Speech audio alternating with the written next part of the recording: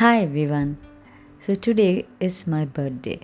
Yes, today is the reason I started this whole June journal series and promised myself that I would make 10 videos this month as a gift to myself.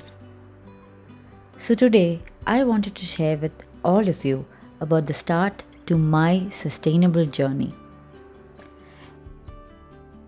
Did it start a few years ago? Did it start with the menstrual cup? Yes and no. So let me start at the very beginning. Did you know that I did a whole year of engineering before I jumped into doing an architectural course from a prestigious national college? 6 whole years to get one degree that I don't even use anymore. Well, I'd always wanted to be an architect since I discovered this wonderful man named Laurie Baker. Who was he? Well, he was an Englishman who had settled in my hometown of Trivandrum and had become a pioneer in sustainable architecture way before it was even considered cool. And the house I grew up in was partially built around his concept, and that's how I discovered him. When I heard of sustainable architecture, I was fascinated by it. I knew that was what I wanted to specialize in. While in college, I interned at a known sustainable architectural firm in Trivandrum, attended a workshop that was held by the Laurie Baker Foundation, wrote my dissertation about mud architecture, and finally my thesis on a handloom village in Trivandrum. So, sustainability had been in my blood since college. But after college, I tried calling up the very few sustainable architectural firms that were present in Bangalore almost a decade back, just to hear that they had no vacancies. And thus, I plunged into a job as a junior architect, but never in the field that interested me the most. A major accident later, I jumped jobs and tried calling the same few firms yet again to receive the same answer. There just weren't any vacancies. And yet another job I started to just realize how I was not happy with what I was doing. By the time I was done with that job, I had lost all hopes of ever becoming a sustainable architect. And it was during the third job hunt that I discovered YouTube. And its amazing door opened wide for me as I jumped right in. Starting with cover songs, I quickly realized that though I loved singing, I wasn't that good a singer to get much of a reach on YouTube.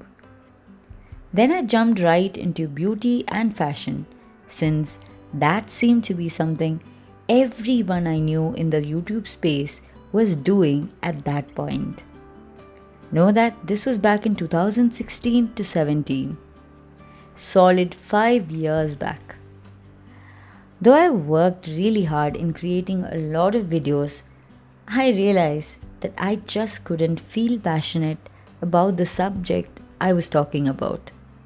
I barely wore any makeup that often, nor cared about what I wore when I was going out. So I realized that was not what I cared to make videos on for the rest of my life. And by then, I knew I wanted to find something that I could feel happy to make videos on day in and day out. But nothing struck me for a really long time. I just did not know what to shift to. I was so stuck. By that point, I had started to use a menstrual cup and had already discovered what zero waste living was. But I still hadn't connected the dots just yet. I finally, as an experiment, decided to make a video series on the menstrual cup. That idea started because None of the women in my life had even heard about the menstrual cup, and I felt like they were missing out on such a boon, and I just wanted to spread the word and let more women know about the wonderful menstrual product. I planned and made a whole series of 6 videos which included a Q&A with the co-founder of a menstrual cup company.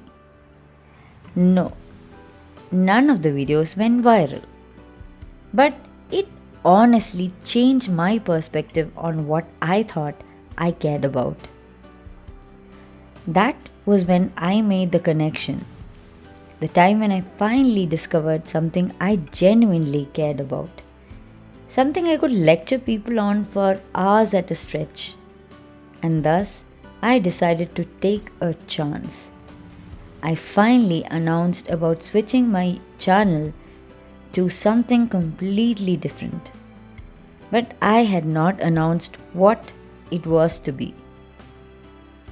Thanks to that set of videos on the menstrual cup, I was called by my friends to a menstrual cup workshop back in 2019, and after I also did a talk on zero waste living, which was also well received.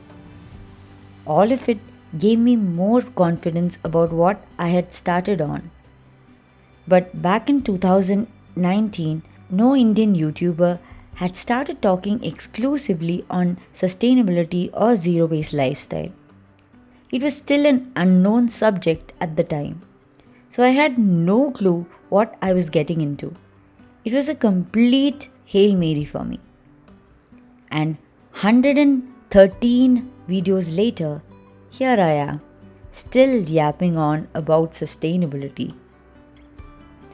At 32 years of age, and knowing that I inspired at least a small set of people to lead a more eco-conscious life, today I know that I found a purpose in life.